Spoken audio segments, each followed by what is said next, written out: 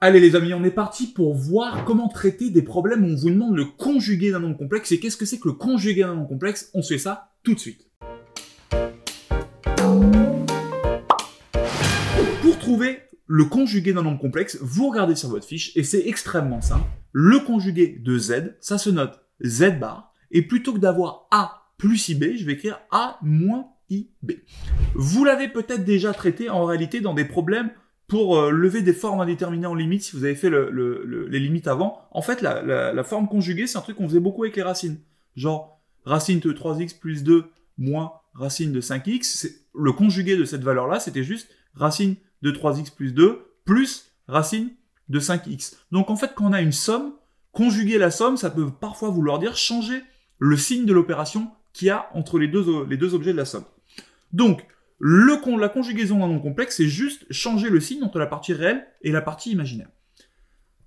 Si j'ai des nombres complexes qui sont extrêmement simples, comme le premier, genre z égale 3 plus 2i, je peux répondre sans hésitation que mon z bar, c'est 3 moins 2i. Je vais transformer mon plus 2i en moins 2i. Attention, si j'avais un z qui valait 2i plus 3, le conjugué n'aura surtout pas été z bar égale 2i moins 3. Non, le conjugué, c'est premièrement, je l'écris sous forme a plus ib, ensuite, je change le signe de la partie imaginaire. Du coup, si j'ai 2i plus 3, je vais dire que c'est 3 plus 2i, et le conjugué, ça va être 3 moins 2i. Donc attention, avant de conjuguer, on s'assure bien qu'on soit sous une forme algébrique dans l'ordre, c'est-à-dire la partie réelle plus i, la partie imaginaire. Deuxième cas, si j'ai z qui vaut 3 moins 2i au carré. Vous n'allez surtout pas me dire, ça serait beaucoup trop simple, que z bar c'est 3 plus 2i au carré. Non.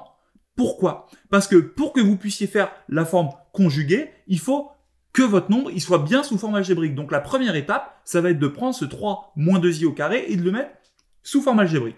Comment je fais ça? On l'a fait dans la compétence précédente. Je vais le développer. Ça, c'est a moins b au carré. Et quand je développe ça, ça va me faire 3 au carré moins 2 fois 3 fois 2i plus 2i au carré. Vous reconnaissez une forme a moins b au carré qui vaut au carré moins 2ab plus b au carré. 3 au carré, 9, moins 12i, moins 4. Parce que plus 2i au carré, ça fait 2 au carré i au carré, 4 fois moins 1, moins 4. 9 moins 4, ça me fait 5 moins 12i. Je vérifie bien que j'ai la partie réelle puis la partie imaginaire. C'est bon. Du coup, ma forme conjuguée, c'est z bar égale 5 plus 12i. Et là, je suis extrêmement content.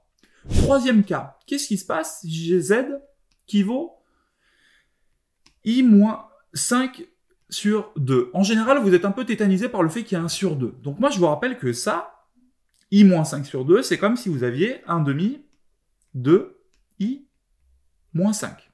Donc, 1 demi de i moins 5 demi.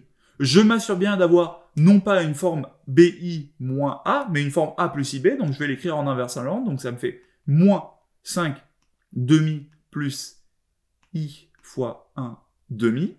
Maintenant, j'ai bien une forme, une partie réelle plus i fois une partie imaginaire, et je vais juste changer le signe qui est là. Donc, le conjugué de z, z bar, ça vaudra moins 5 demi moins i fois 1 demi. Et là, j'ai mon conjugué.